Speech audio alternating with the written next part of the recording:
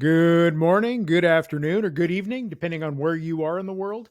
Welcome back to AI Lean Edge, the podcast where we make AI and lean thinking simple, practical, and actually useful for small business owners. I'm your host, Brian Bricker.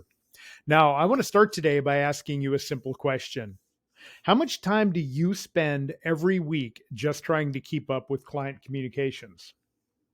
For most business owners I talk to, the number is a lot.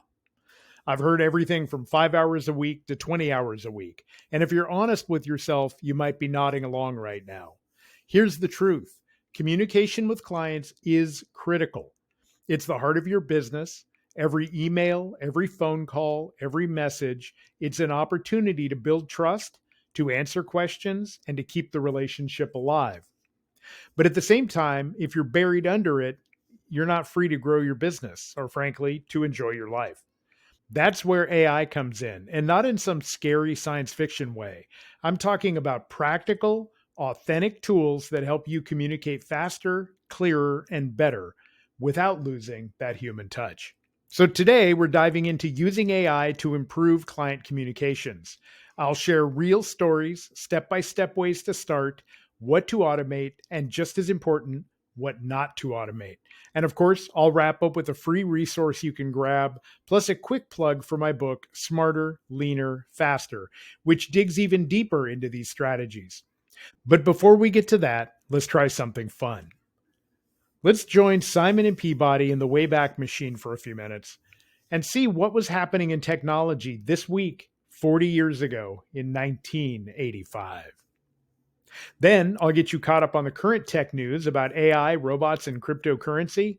And finally, I'll finish up with practical information about how you can use AI to improve your client communications.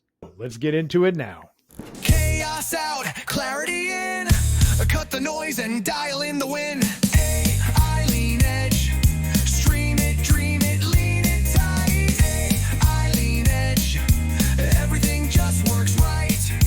AI lean edge. Say goodbye to the sludge. Run it clean, run it mean. AI lean edge. Okay, we are back for the AI Lean Edge podcast. I'm your host, Brian Bricker. Here are the top 5 technology updates from the 4th week of August, 1985. Number 1, symbolics.com becomes the first registered internet domain name.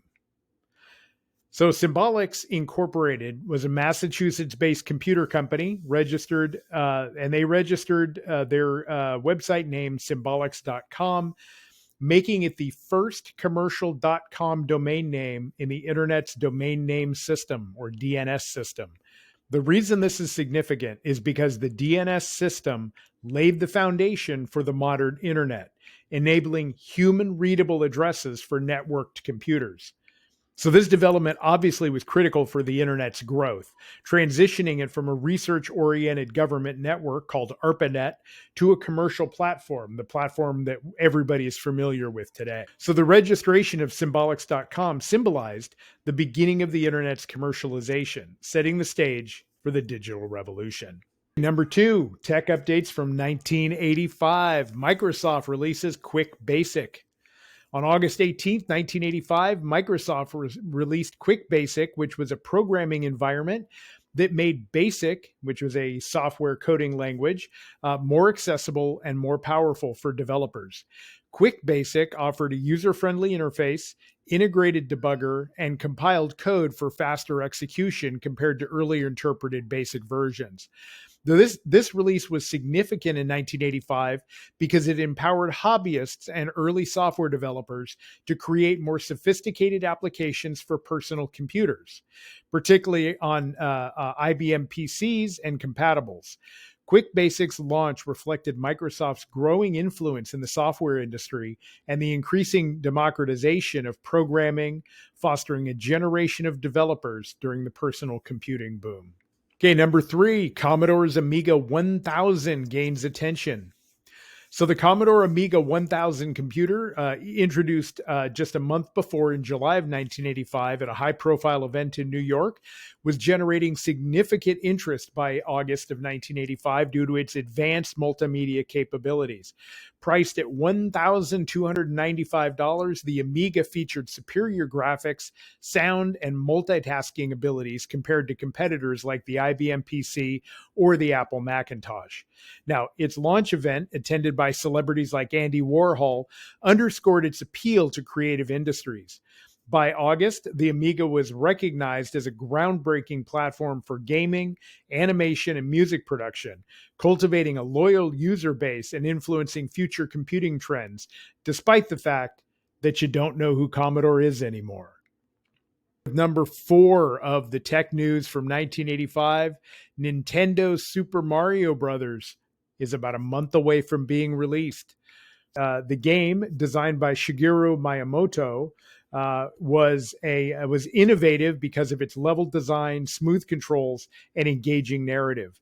The anticipation in August of 1985 reflected Nintendo's strategic push into the North American market, where the gaming industry had crashed in 1983. Nobody was playing games anymore by 1985 until Super Mario Brothers came out for the Nintendo.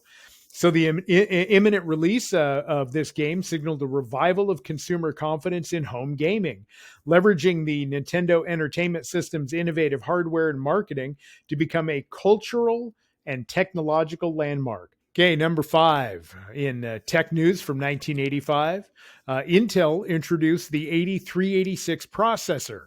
It was a 32-bit processor that significantly improved performance over the 8286 processor, offering faster processing, enhanced multitasking, and support for more memory. So this amazing processor at the time would power the next generation of personal computers, enabling more complex software and operating systems like Windows.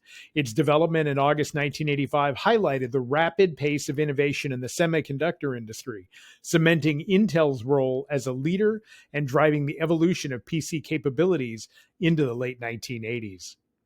These updates reflect the dynamic technological landscape of 1985, which was a pivotal year when personal computing, gaming, and the internet's foundation were just taking shape, setting the stage for the digital age that we are now in. Okay, now let's do a little time travel here on the AI Lean Edge podcast and move forward 40 years to this week, 2025, and the tech news that's most important right now.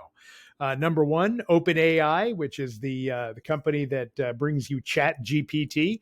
OpenAI's Sam Altman warns of an AI market bubble. On August 18th of this year, OpenAI CEO Sam Altman publicly stated that the AI industry is experiencing a bubble, driven by surging investments and hype around generative technologies. Let me see if I can learn to talk. This comment came amid rapid advancement in AI models, including the recent buzz around GPT-5's capabilities, which have been highlighted in weekly tech roundups as transformative for natural language processing and multimodal tasks. So Altman's warning reflects broader concerns about overvaluation in the sector, in the AI sector, the technology sector, where companies are pouring billions into infrastructure like data centers and chips, potentially leading to a correction if real-world applications fail to match expectations. This update underscores the tension between AI's explosive growth, evident in top papers this week on serving AI and protein prediction, and the risks of speculative fervor influencing investor sentiment and regulatory scrutiny. So number 2 in tech news this week in 2025, Bitcoin hits record highs before a sharp decline.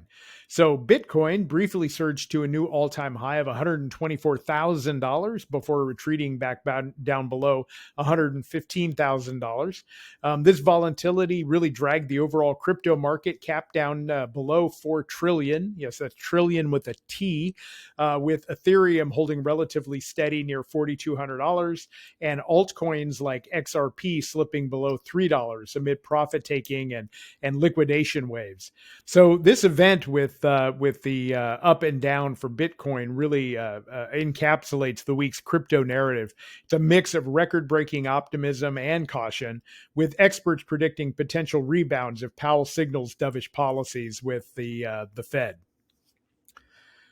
So next, number 3 on our list of tech news for this week, 2025, NVIDIA celebrates 2 million developers in the robotics ecosystem, marking a significant milestone in the adoption of AI-driven tools for robot design and robot simulation. The update builds on NVIDIA's earlier Isaac GR00T foundation model for humanoids, emphasizing open frameworks that accelerate development and reduce costs. In a year where robotics and robotic R&D strategies are emphasizing quantum-resistant and AI-native innovations, this developer growth really signals a shift towards more collaborative, scalable ecosystems, potentially transforming industries by enabling faster prototyping of autonomous systems. And it's amazing as I'm going through these tech updates how clear it is that we are living in a future we could have only dreamed of 4 decades ago. So number 4, Meta restructures its AI division amid internal tensions. Many of you are aware that Mark Zuckerberg was passing around $100 million offers up to $1 billion offers to try to attract AI development talent into Meta. And at this point, they are now restructuring their artificial intelligence division after bringing on a lot of this additional staff and also striking out on some of the larger attempts to recruit people away from the current companies that they're with.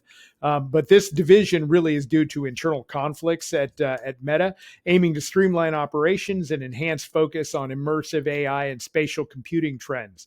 So this move at Meta comes as tech giants like OpenAI and others battle for AI supremacy, with billions invested in talent poaching and infrastructure amid debates on job replacement by AI. The restructuring highlights the competitive pressures in AI, where companies are grappling with ethical issues such as AI's potential to displace human roles, while pushing boundaries in areas like protein targeting for drugs and vaccines. And finally, the number 5 top tech news for this week, 2025. On August 18th, the Injective blockchain introduced a decentralized marketplace for renting NVIDIA GPUs, which enable users to access high-powered computing for AI training and other tasks without having to own the hardware. This is revolutionary. This development merges cryptocurrency's decentralization ethos with the AI's computational demands, addressing scalability issues and model training amid a week of crypto market turbulence and AI bubble warnings. By leveraging blockchain for transparent, on-demand GPU sharing, Injective lowers the barriers for developers and ties into robotics advancements where AI native tools like NVIDIA's platforms are seeing massive adoption. This update exemplifies the growing intersection of AI, crypto, and robotics, fostering innovation in resource-intensive fields while potentially boosting crypto utility beyond just trading, especially as economic events like Jackson Hole influence market sentiment. In case you're not familiar with the Jackson Hole, that refers to the Jackson Hole Economic Symposium, which is a high-profile gathering where central bankers, policymakers, economists, and financial experts discuss critical global economic issues, often influencing monetary policy and market expectations. It's held annually in late August by the Federal Reserve Bank of Kansas City at Jackson Lake Lodge in Wyoming. And the symposium is a key platform for signaling policy shifts, particularly through the Federal Reserve Chair's keynote speech. Now that we've gone back to 1985 to look at the top tech updates at that time, fast forwarded to this week in 2025 and went through the top 5 tech things there. Now we're going to get into our primary topic of today's podcast, which is using AI to improve client communications or making every conversation count. So first, let's get into why client communications are such a pain point. Let's be honest, client communication is one of the top frustrations for business owners, and here's why. Number 1, the sheer volume. The messages don't stop. Emails, texts, voicemails, Facebook DMs, maybe even WhatsApp. It's a fire hose. Number two, repetition.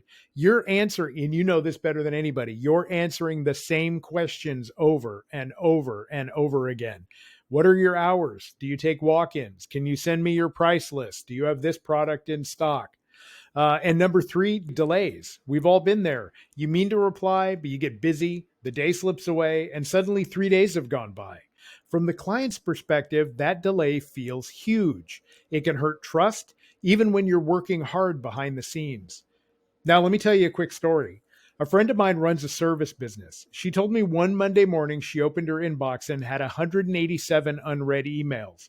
Half of them were for simple, repetitive questions. She said, Brian, it feels like I have a second job just answering these messages. And that's the pain point.